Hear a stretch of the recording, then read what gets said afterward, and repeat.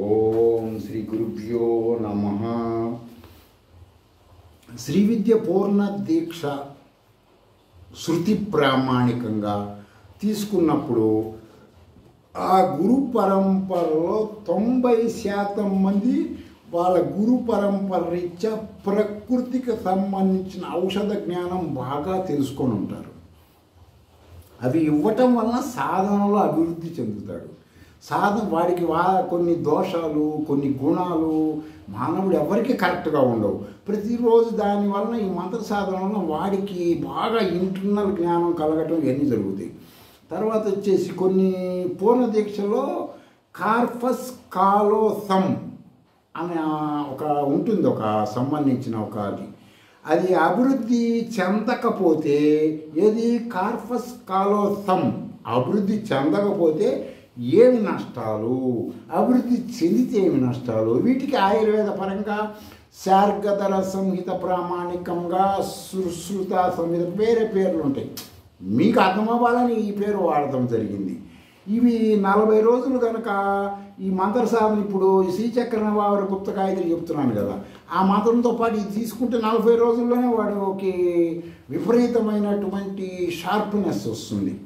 ఇవి ఎంతసేపు నేను చెప్పేది ఎవరికంటే ఇంట్లో కూర్చున్న లేడీస్, మీరు ఊరికే కొంచెం డిప్రెషన్, సైకాలజికల్ ప్రాబ్లం, తోమినట్లు పద్దాగా తోమటం, తుడిచి నీళ్ళు పద్దాగా తొడవటం, రాత్రిపూట ఇల్లు ఊడవటం, అంట్లు రాత్రిపూట ఇలాంటి సైకాలజికల్ ప్రాబ్లమ్స్ అంటారు వీటిని.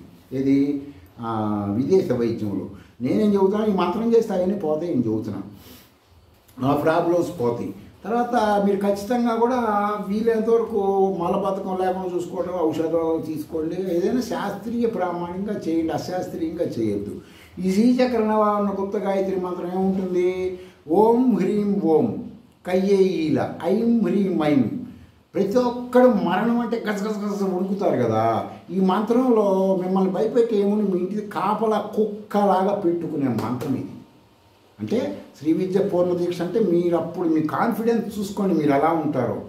యముడిని మీ ఇంటికి కాపలా పెట్టుకుంటారు, లోపలికి ఎవ్వరు రాకుండా. అలాంటి మంత్రం ఇచ్చేది. ఇవో గుట్టలు మీరు తెలుసుకోవట్లేదు. ఎంతసేపు ప్రవచన కాలం మీద డిపెండ్ అవుతున్నారు. మీరు మన ఋషుల జ్ఞానం తెలుసుకోలేకపోతున్నారు. తెలుసుకుంటే మీరు ఎవ్వడు హాస్పిటల్కి పోడు, ఋషుల జ్ఞానం తెలుసుకున్నాడు. ఎవ్వడు ఇంద్రియాలకు బానిస అవడు. ఎవ్వడికి ఏ ఎయిడ్స్లు రావు, క్యాన్సర్లు రావు. ఇవి మీరు ఆలోచించుకోండి. ఇంకోసారి మంత్రం చెబుతాం, మాట్లాడాను కాబట్టి. ఓం హ్రీం ఓం కయ్యేఈల ఐం హ్రీం ఐం వైవస్వతాయ విద్మహే ఐం క్లీం సౌః అసకహల క్లీం హ్రీం క్లీం దండహస్తాయ ధీమహి యమపాశం ఐం ఈం ఔః సకల శ్రీం హ్రీం శ్రీం తన్నో యమః ప్రచోదయాత్. శ్రీచక్రంలో ఆ పేరు కలిగిన అతను ఒక సర్వెంట్. నేను ఒకప్పుడు 10 years బ్యాక్ శ్రీచక్రార్చన చేసి నైట్ నేను ఒక్కనే కూర్చొని ఎవరు ఉండేవాళ్ళు కాదు. చాలా 3ంటికి మొదలు పెడితే ఇది గురు పాత్ర, ఇది అమ్మవారి పాత్ర, ఇది వచ్చేసి నా పాత్ర, నేను తీర్థం తీసుకునే పాత్ర, ఇది ఇచ్చే వాళ్ళకి పాత్ర. ఇది అప్పుడు పాత్ర సాధన చాలా ఉంటుంది శ్రీచక్రంలో. ఉదయం 3ంటికి మొదలు పెడితే సాయంత్రం 6, 7 అయినా కూడా తెప్పరిల్లదు. అవన్నీ కూర్చోలేక జనాన్ని అవన్నీ చేయించుకోలేక ఉన్నారు కాబట్టి అది మొత్తం ఎత్తేసి అనుష్ఠానంలోనే ఉంటున్నాను నేను. కాబట్టి ఆ శ్రీచక్రార్చన ఇప్పుడు మీకు చెప్పేది శ్రీచక్రార్చన మంత్రాలే అని చెప్పాను ఆల్రెడీ. ఈ మంత్రంలో శ్రీచక్రంలో ఒక చిన్న అణువులాగా ఉంటాడు. మీరు ఒక సూపర్ మ్యాన్ అన్నమాట ఉపనిషత్తుల ప్రకారం. ఎక్కడో అణువులాగా ఉంటుంది. మీరు పిలిస్తే రావాలి, మీరు వద్దంటే పోవాలన్నమాట. దానికి ఏమంటుంది, కొన్ని ఉపనిషత్తుల్లో మీరు అందరూ భస్మం పెట్టుకుంటారు కదా. ఇప్పుడున్న భస్మం గురించి నేను చెప్పట్లేదు. ఒరిజినల్ భస్మం అంటే ఏంటనుకుంటున్నారు? జిమ్మి కానీ, రావి కానీ, మేడి కానీ, మామిడి ఇలాంటి వాటితో శ్రీచక్ర హోమం మీరు ఉపదేశించుకున్న మంత్రంతో చేసి ఆ భస్మాన్ని తీసుకొని అది పెట్టుకోవడమే అదే భస్మం. ఇప్పుడు అన్నీ మొత్తం మార్కెట్లో భస్మాలు పెట్టుకుంటే 3వ నేత్రం తెరుచుకోదు, 2 నేత్రాలు కూడా త్వరలో మూసుకుపోతాయి అన్నమాట, కళ్ళరోగాలు వచ్చి. అది అంటే ఇక దీనిని అంత వివరంగా నేను చెబితే బాగుండదు కాబట్టి చెప్పట్లేదు. మీరు ఆలోచించుకోవాలి.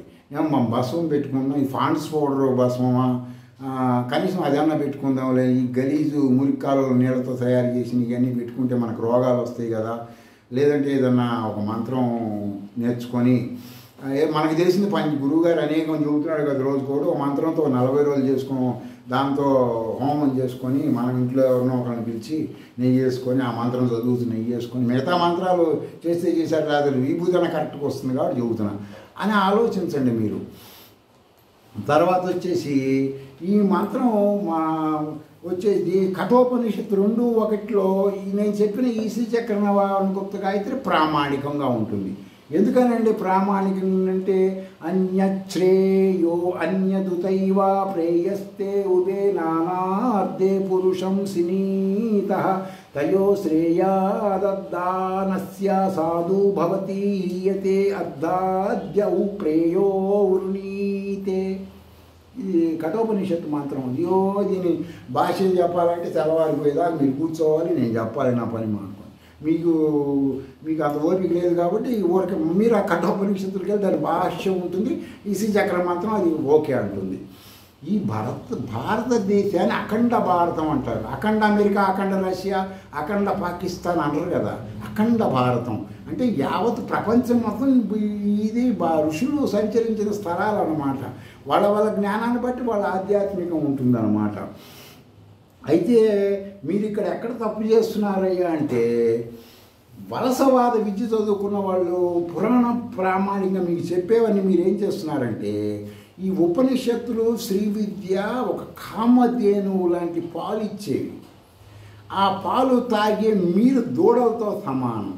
మీ మూతులు ఆ ప్రవచనకారులు తాడుతో పురాణాల పేరుతో ఫలిత జ్యోతిష్యం పేరుతో కట్టేసేసారు. కట్టేసరికి మీరేం చేస్తున్నారు, కామధేనువు పాలు తాగలేకపోతున్నారు. మీకు కామధేనువు పాలు తాగందే ఉపయోగం ఉండదు. ఈ కట్టేసి వాళ్ళు ఏం చేస్తున్నారో వాళ్ళన్న తాగుతున్నారా, వాళ్ళు తాగట్లా. ఆ కామధేనువు పాలు ఎండిపోతున్నాయి. అంటే ఏంటి, ఋషులు చెప్పిన ఉపనిషత్తుల్లో జ్ఞానం అనేది మీకు అందట్లేదు. భరతవర్షానికి అందాలి. భారతదేశాన్ని పరశువేది అంటారు. పరశువేది అంటే ఏంటి, మీరు ఒకసారి పరశువేది అంటే నేను అన్నీ చెప్పే బదులు మీరు పరశువేది అంటే ఏందని నెట్లోకి వెళ్ళి చెక్ చేసుకోండి. ప్రపంచంలో అందరికీ భారతదేశం పరశువేది అయింది, భారతీయులకు మాత్రం పరశువేది కాదు. ఎందుకు, మీరు ప్రవచనాలు విని విని విని విని మీ దూడలు కట్టేసుకున్నారు కామధేను పాలు తాగట్లా. వాళ్ళందరూ ఏం చేస్తున్నారు, ఈ జ్ఞానం ఉన్న వాళ్ళందరూ పిలిపించుకొని వాళ్ళ డెవలప్ అవుతున్నారు అందరూ. మీరేమో ఎంతసేపు ఈ డెవలప్ అవ్వలేకపోతున్నారు ఆధ్యాత్మికంగా. అంటే మీరు దీన్ని బట్టి ఒకసారి స్వానుభవంగా నేను చెప్పింది విమర్శగా తీసుకోకుండా, ఏంటి ఈయన శ్రీ విద్యోపాసకుడు చెప్తున్నాడు, షడామయ మంత్ర సాధకుడు అంటున్నాడు కదా, ఉపనిషత్తులో మనం తెలుసుకోకుండా ఇన్నాళ్ళు చేస్తున్నాను ఏంటి అని మిమ్మల్ని మీరు ఎడ్యుకేటెడ్ చేసుకుంటూ ఉండాలి కదా. వలసవాద అయినటువంటి వాళ్ళ ఆధ్యాత్మికం వేరు. మీరు ఒక్కసారి మీరు ఏ డిగ్రీ చదువుకున్నా సరే, ఇప్పుడు ఎంతమంది సాఫ్ట్వేర్ ఇంజనీర్లు అమ్మాయిలు కానీ అబ్బాయిలు కానీ సూసైడ్ చేసుకోవట్లేదు, లేకపోతే అనేక రకాల కష్టాలు పడతలేదు. మీరు ఆ చేసే వాళ్ళందరూ కూడా ఏదో ఒక శాంతులు ప్రవచనాలు ఇన్ని చేస్తున్న వాళ్ళే కదా. నేనేం చెబుతున్నాను, మీరు అక్కడికి తిరగవాకండి. ఏం చేయమంటున్నాను, శృతి ప్రామాణికంగా వెళ్ళండి. మీరు సావరు, నిండు నూరేళ్ళు బతుకుతారు. మానవ సహజరీత్యా తప్పులు చేయటం మానవ సహజం. ఒక అమ్మాయి ఉంది తప్పు చేయొచ్చు, ఒక అబ్బాయి ఉంది తప్పు చేయొచ్చు. రిపీట్ అవ్వకుండా మిమ్మల్ని మీరు ఎడ్యుకేట్ చేసుకోవాలంటే ఏం చేయాలి, శ్రీ విద్యలోకి రావాలి. శ్రీ విద్య అంటే ఏంటి, ఉపనిషత్తుల సారము. ఉపనిషత్తులు అంటే ఏంటి, కామధేనువు. కామధేనువు పాలు తాగినప్పుడు ఏమవుతుంది, మీలో యావత్ యూనివర్సల్ చైతన్యం వస్తుంది. చైతన్యం వస్తే మీకు ఏమవుతుంది, వాట్ ఈజ్ వాట్ అని మీకు యథార్థ జ్ఞానం కలుగుతుంది. యథార్థ జ్ఞానం అంటే ఏంటంటే నవలలో రాస్తారు, స్పైడర్ మ్యాన్ గాలిలో ఉంటాడు, ఈ పురాణాలు చెప్పే దేవతలు గాలిలో ఉంటారు. ఉపనిషత్తులు ఇలా ఉండరు. నువ్వు గాలి ఎగరాలంటే ఎగురు, ఎలా ఎగురుతావు, అనిమాది సిద్ధులని ఉంటాయి, వాటిని నువ్వు తెలుసుకుంటే ఏమవుతుంది, అనిమాది సిద్ధులు మీరు నెట్లకెళ్ళి అనిమాది సిద్ధులు అంటే ఏదని కొట్టండి వస్తుంది. ఉపనిషత్తులు ఆ జ్ఞానం ఉంటుంది, లలిత సహస్రనామంలో జ్ఞానం ఉంటుంది, ఇవన్నీ ఉంటాయి. అప్పుడు ఏమవుతుంది, అనిమాది సిద్ధులు తెలుసుకున్న మానవుడు ఎగిరిని మీరు ఏదేదో వాళ్ళు ఊహలు చెప్తుంటారు.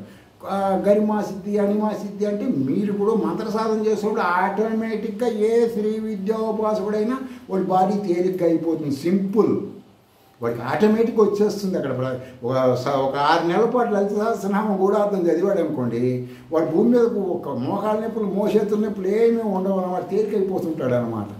ఇది ఋషులు చెప్పింది. మీరు ఆచరించండి. ఆచరించకుండా ఎంతసేపు గంటలు చెవుల్లో అవి పెట్టుకొని ప్రవచనం వినొద్దు, ఇంటి మీకు డెవలప్ అవ్వడు. మీరు లలిత సహస్రనామం భాష్యంకి సంబంధించినటువంటి సీడీలు ఉంటాయి, ఆ సీడీలకు సంబంధించి అవి అనండి. ఇంకా మీకు ఇష్టమైంది ఏదన్నా అంటే నేను తెలుసుకునే చెబుతున్నాను, మీరు అది అనండి ఇది అనండి. నేను తెలుసుకొని జ్ఞానం పొందితే మీకు చెబుతున్నాను, ఇది బాగుంటుందని చెబుతున్నాను. త్రిశక్తినామానికి సంబంధించిన క్లారిటీ వినండి, ఖడ్గమాలకు సంబంధించిన భాష్యం వినండి. అప్పుడు అసలు వాస్తవాలు తెలుస్తాయి మీకు వాటిల్లో. అవి ఋషిపోక్తమైన విద్యలు. అంతేగాని మీరు ఎవడో మానవులు చెప్పినవన్నీ వాడు నీలాగా ఇప్పుడు నువ్వు వెళ్ళి దండం ఎవరికైనా పెడుతున్నావు అనుకో, దేనికి పెడుతున్నావు? వాడు నీలాగా మలమూత్రాలు ఊరుతున్నాడు కదా, నీలాగా తిండి తింటున్నాడు కదా, నీలాగా అన్ని పనులు చేస్తున్నాడు కదా, వాడు సంసారం చేసి పిల్లల్ని కన్నాడు కదా. తర్వాత ఇప్పుడేదో మారాడు అని చెప్పి వాడిని నువ్వేదో అనుకున్నాడు, గతంలో నీవే కదా. నేనేం చెబుతున్నాను, నువ్వు అవన్నీ చేయకు. ఇప్పుడు డబ్బులు ఖర్చు పెట్టుకుంటున్నావు కదా, ఆ పనులకి వెళ్తాం, టైం వేస్ట్ ఇవన్నీ చేస్తున్నావు కదా, దీనివల్ల ఏమైనా బెనిఫిట్స్ ఉన్నాయా? ఫిజికల్గా లేవు. నీ మనసు నమ్ముతుంది, నమ్మదు. అది వెళ్ళిన 5 నిమిషాలు నమ్ముతుంది. తర్వాత మరుసటి రోజు టీవీలో వాళ్ళ గురించి పురాణాలు వినాల్సి వస్తుంది. ఇదంతా అవసరమా మనకి? శృతులు చెప్పినాయి, ఓకే. శ్రీ విద్య శృతి ప్రమాణికి తెలుసుకోండి, శుభ్రంగా మంత్రసాధన తీసుకోండి, గురువుల దగ్గరికి వెళ్ళి మిమ్మల్ని మీరు చేసుకోండి. మీకు ఇంకా తృప్తి కావాలంటే మంత్రం 1,00,000 సార్లు వేస్తే పురస్చరణ చేసుకున్నారనుకో, మిమ్మల్ని మించి మీరు అన్ని దేవతలు మీలోంచి బయటకు వస్తూ ఉంటారు. కాబట్టి ఆలోచించండి, మిమ్మల్ని మీరు తెలుసుకోండి. ఎవ్వడు చెప్పేవాడు ఉండడు. ఏ దేవుడైనా సరే బయట లేరు. బయట దేవుళ్ళు అజ్ఞానులకి, అవిద్యాపరులకి, పరంపర ఆధ్యాత్మిక పరులకు బయట ఉంటాడు, ఉత్తములకు లోపలే ఉంటాడు. అది మీరు గుర్తించడం. అదే ఉపనిషత్తుల సారం. స్వస్తి.